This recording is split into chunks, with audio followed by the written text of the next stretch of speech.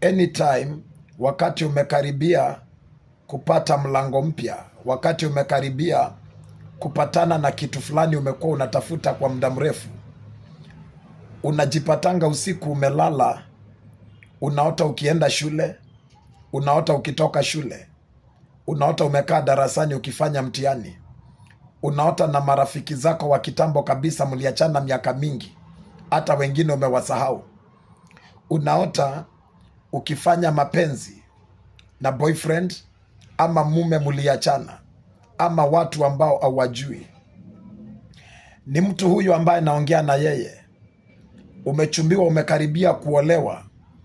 Usiku sasa unapata ukiota ukiwa shule, umekuwa una apply njia za kutoka nje ya nchi, uende ukafanye kazi nje, na mlango unakaa ni kama umefunguka.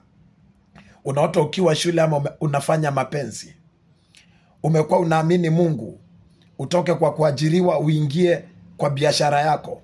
Umesave pesa, imefika mahali wa kufungua hiyo biashara, na wote ukiwa shule ama ukiwa unafanya mapenzi na watu. Nisikilize vizuri, hicho kitu unaenda kukifanya kitaanguka. Hicho kitu unaenda kukifanya kitakuletea aibu. Hicho kitu unaenda kukifanya hakitafaulu.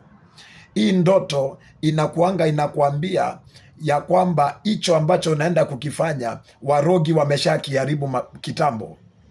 Watu hawa ambao kila wakati wanaotanga wakirudi shule na wakifanya mapenzi na watu waliachana na wao, hawa ndio watu ambao unapatanga wamekaa life stagnant.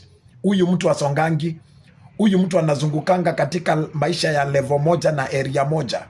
Atakaa single agonge miaka 40. Atakaa kwa kanyumba ya mabati ya gonge, kazi yake ni kuzungukana na mende na panya. Huyu mtu atasoma lakini masomo haitawahi msaidia. Nisikilize tu, hii ndoto inakuambia maisha yako ilishughulikiwa kitambo na ikafungwa, na imewekwa katika cycle ya kichawi, ambapo kila wakati unafikiria kwenda kufanya kitu, hiyo madhabahu inakujanga ina block. We aurogwi, ushaanga rogwa. Washaanga create pattern ya kukumanage. Nisikilize tu, we nipigie simu, mimi naitwa Katapila, niombe na wewe nikufungue, maana you are in danger. Utakuja ugonge 50 hauna mtu, utakuja ugonge 50 hauna mtoto, utakuja ugonge 50 haujawahi oa, haujawahi olewa, utakuja ugonge miaka 50 ukiwa poor, ukiwa huna anything, maana life yako iko kwa bondage. Hivi venye unaona ukiwa shule, hiyo ndio maisha yako. Hivi unaona ukilala na watu wa kitambo, mliachana kitambo, hii ndio maisha yako. Hii ndoto inakuambia huyu ambaye uko na yeye hautawahi lala na yeye, na kama utalala naye mtaachana tu, maana yule wa kitambo hajawahi toka. Nipigie simu nikuombee, na Bwana wa neema akubariki. Naitwa Apostle Collins ama Katapila. God bless you.